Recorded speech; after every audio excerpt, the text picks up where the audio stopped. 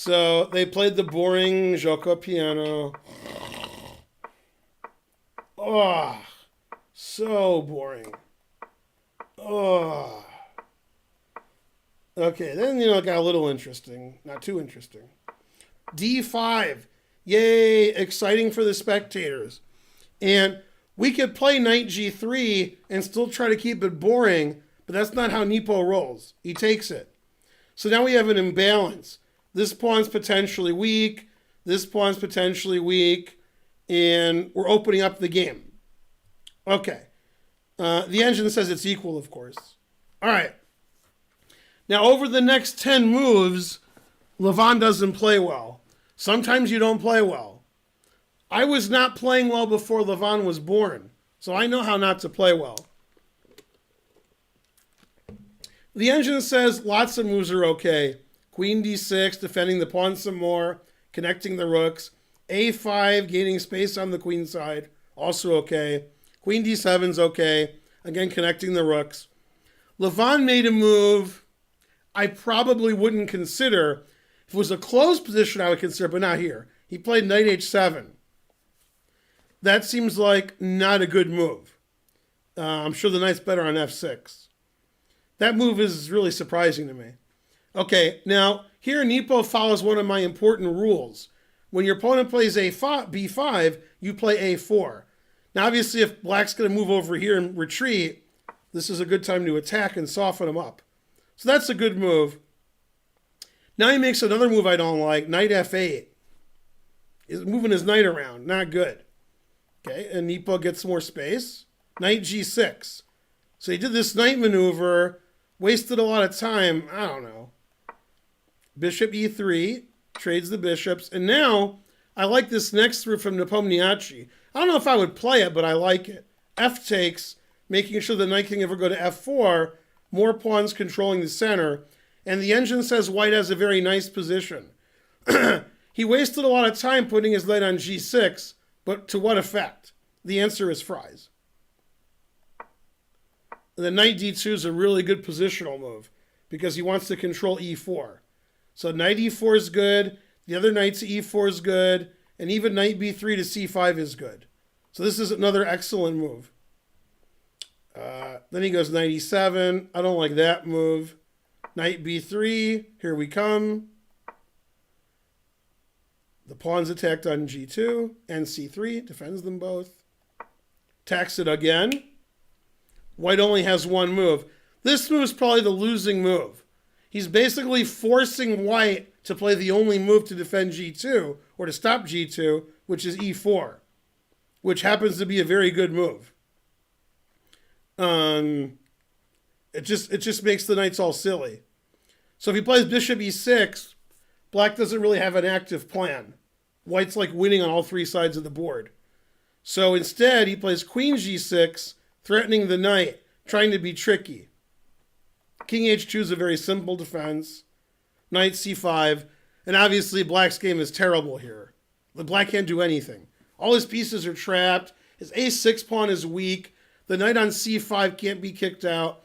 Now remember this knight on h4, how it started out on f6.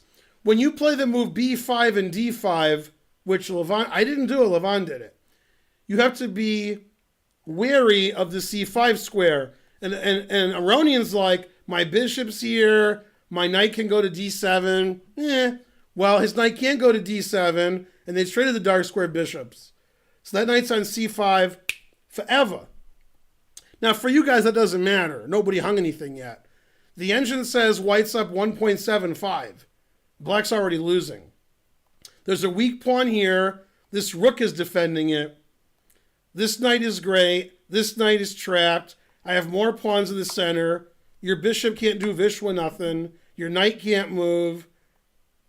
Yeah, totally outplayed strategically. Very unusual for Levon. I would say Levon is obviously a better strategical player than Nepo. Nepo's better at being tricky. He's better at messing the game up. But here he just got outplayed. Now, when you're getting crushed strategically, you don't just want to sit back and lose. You got to fight. You got to fight the powers that be. Elvis was a hero to most. He never, well, I can't sing this song because I'll get in trouble. Okay, and John Wayne too. All right, fight the power. All right, so he played F5 because you got to fight the power. You gotta get some action going, right? You can't just sit back. Takes on F5. Always play E takes F5. And unfortunately, black gets some activity, but he gives away the E4 square. Bam! Now those knights are there forever, all up in black's grill. Very bad position for black. And he's just strategically lost because those knights are too good. This pawn's too weak. This knight's trapped. This pawn on E5 is weak. It's a very bad position. Queen E1's a nice move. Defending his knight, getting off of this, and attacking this. Very good. And now he fixes the pawn on A6 with the move A5. Now for the next 800 moves, he's got to worry about that. And black has no counterplay. So eventually he took it. Very boring game. White took a pawn, white wins.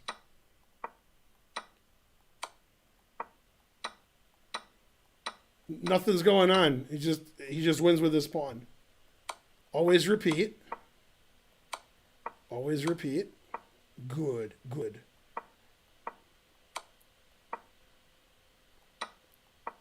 Uh-oh. And the truth hurts. King C8 doesn't help because I can check the king away.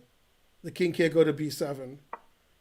So he plays there, stopping queen takes H4 check and stopping queen F8 check. Still take it. And he resigns because he trades queens. Yeah, this pawn queens. So very strange game from Aronian. He got outplayed strategically, positionally. He was going to lose his A6 pawn for sure. He did lose it, and he lost. This looks like more the kind of game I would lose. Just getting outplayed, not knowing what I did wrong, and then I lose. And Aronian has played these double king pawn openings with black in Gioco Piano, Italian, Ruy Lopez all the time. So to lose like that for him, it just wasn't his day. He played a bad game.